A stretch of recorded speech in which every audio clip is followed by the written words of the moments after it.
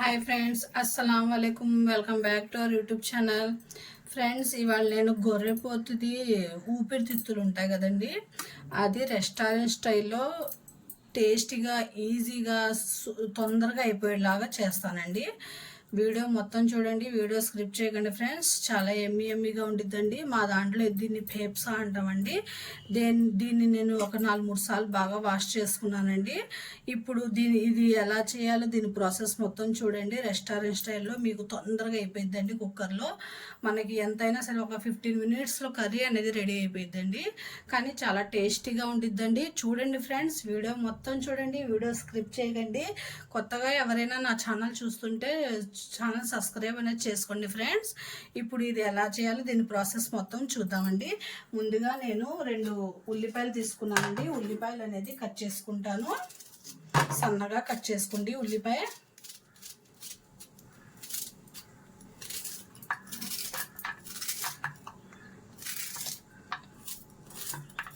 చాలా టేస్టీగా ఉండిద్దండి. తిన్న కొద్దీ తినాలనిపించిద్దండి, అంత టేస్టీగా ఉండిద్ది.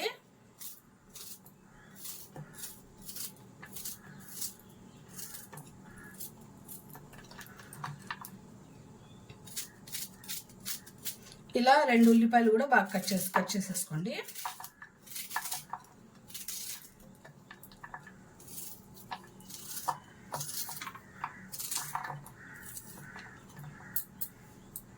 స్టవ్ వెలిగించి నేను పెట్టాను కదండి. ఇప్పుడు ఇందులో 2 స్పూన్స్ ఆయిల్ వేసుకోండి. ఆయిల్ వేసుకున్న తర్వాత మనకి మసాలా అనేది కొద్దిగా ఇందులో ఫ్రై అవ్వాలి. ఒక 5 మినిట్స్ ఫ్రై అయిన తర్వాత వాటర్ వేసేసి కుక్కర్ సిట్టింగ్ పెట్టేద్దాం. మనకు కొద్దిగా మసాలా అనేది ఫ్రై అయిన తర్వాత సిటీ పెట్టేద్దామండి. అయిపోయింది కర్రీ.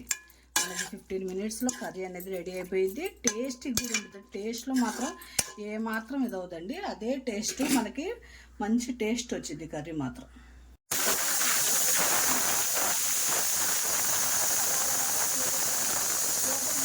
ఇది ఇప్పుడు ఇలా వదిలేద్దాం 5 మినిట్స్.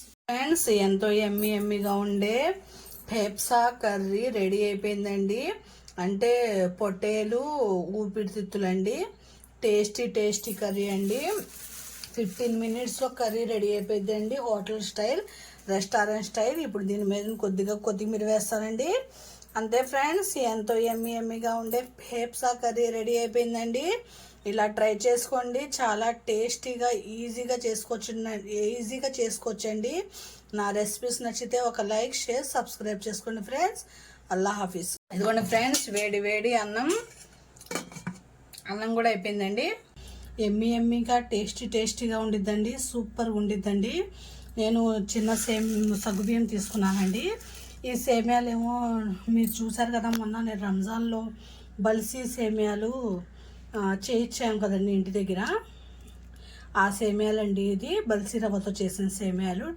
హెల్త్కి చాలా మంచిదండి. నేను ఎప్పుడైనా సరే పాయసం అనేది చెక్క బెల్లం ఉంటుంది కదా, ఆ బెల్లంతోనే చేస్తానండి. అదే మనకి హెల్దీ అండి. నేను హెల్దీగా ఉన్నాయే చేస్తానండి. నా వీడియో మొత్తం చూడండి ఫ్రెండ్స్, స్క్రిప్ట్ చేయకండి. పాయసం మాత్రం టేస్టీగా ఉండిద్దండి. దాంట్లో కోసం డ్రై ఫ్రూట్స్ అండి, జీడిపప్పు, బాదం సన్నగా కట్ చేసుకుంటానండి. కిస్మిస్ అండి. ఇవండి గేదె పాలండి. మనకి గేదె పాలు బాగా దొరుకుతాయండి ఇక్కడ. మాది పల్లెటూరు కదా, కానీ అది పాలు చిక్కగా ఉంటాయండి. పాయసం కూడా చాలా టేస్టీగా ఉండిద్ది. నేను ఇప్పుడు పాయసం చేస్తున్నానండి. చూడండి ఫ్రెండ్స్, వీడియో మొత్తం చూడండి, వీడియో స్క్రిప్ట్ చేయకండి.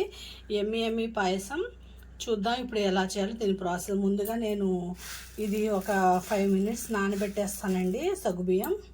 ఇదిగోండి ఫ్రెండ్స్, హెల్దీ పాయసం రెడీ అయిపోయిందండి. సేమియా, సగ్గుబియ్యం, బెల్లంతో చేసిన పాయసం అండి. చాలా టేస్టీగా ఉండిద్ది ఫ్రెండ్స్. మీరు ట్రై చేయండి. నా రెసిపీస్ నచ్చితే ఒక లైక్, షేర్, ఆఫీస్. ఇదిగోండి ఫ్రెండ్స్, సాయంత్రం డిన్నర్కి మటన్ కర్రీను, ఇది దిబ్బ రొట్టి అండి. దిబ్బ రొట్టిను మటన్ కర్రీ సాయంత్రం డిన్నర్కి అండి, రాత్రి.